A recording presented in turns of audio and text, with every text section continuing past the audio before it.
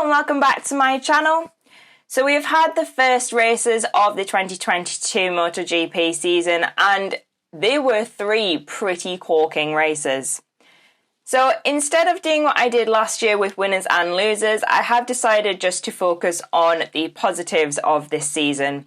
I think in the media there is enough negativity going on with what's happening in MotoGP and what's happening in the wider world. I don't really want to add to all the negativity, the sorrow and the, well, just the bad stuff. So I'm going to have a look at the good stuff instead. And going forward from here, I am going to be doing a top 5 moments from across the weekend. So across all 3 categories, across all 3 days.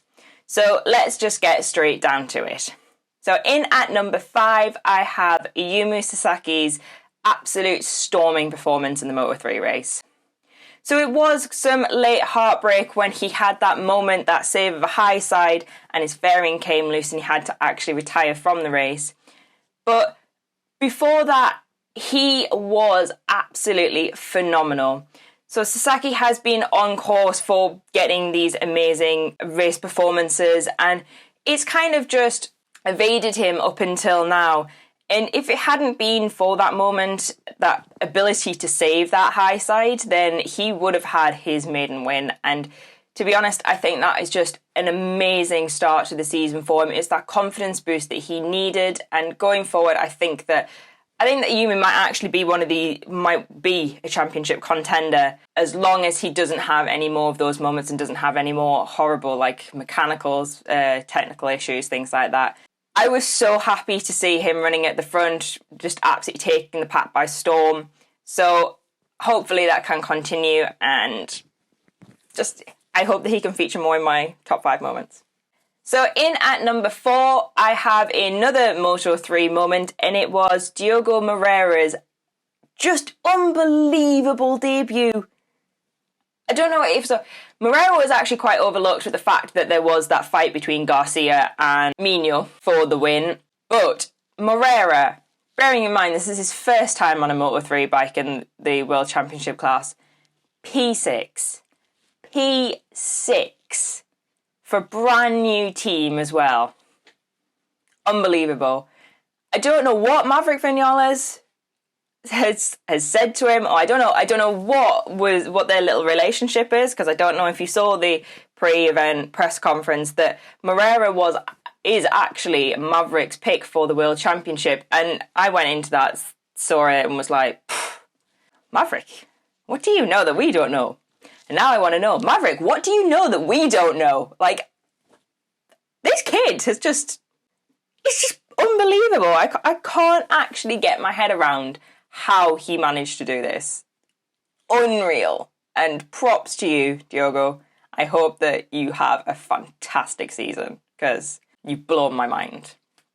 So number 3, I have something that came out of a hard moment but was sweet in the end. So it's a bittersweet one. And it was that moment between Pecco and Jorge Martin after their crash in the MotoGP race. So it was pretty hard to see them both out of the race. Obviously, Pecco made that mistake which took Jorge down. But for them to then, for Pecco especially, to just completely disregard even trying to get back into the race, didn't even look for what condition his bike was in. I mean, he probably knew that it was a no-go. But to just run straight to Jorge and be like, are you okay? I am so sorry. And for Jorge to, without even a thought, be like, they just got on with it.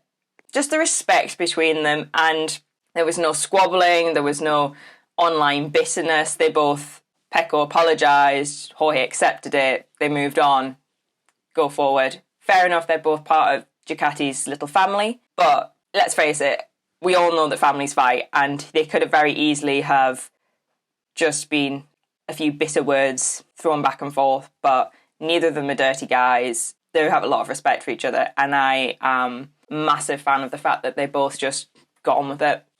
So in at number 2, I have a kind of a joint one. So I have Andrea Migno's first victory in 5 years, and Celestino Vietti's maiden victory in Moto2.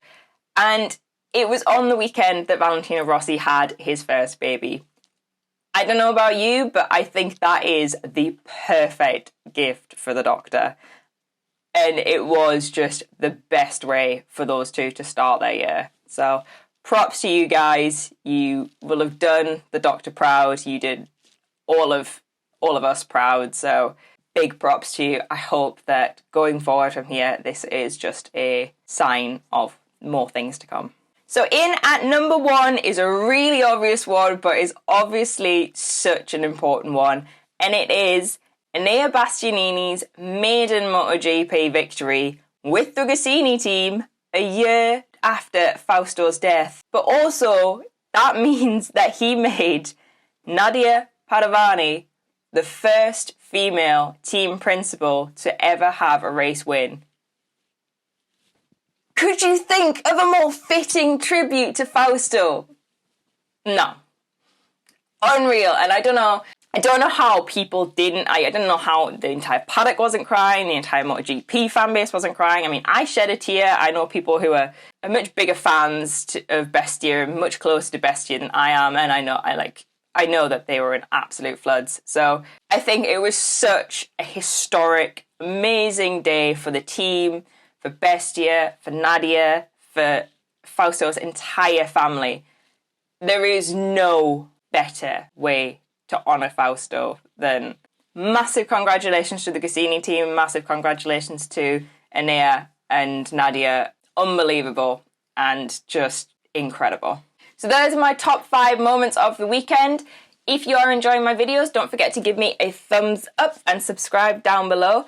And also drop me a comment and tell me what your top 5 moments were for the weekend. It was quite a interesting weekend with penalties and whatnot in Moto3 and some interesting moments in other places. But anyway, for now, bye!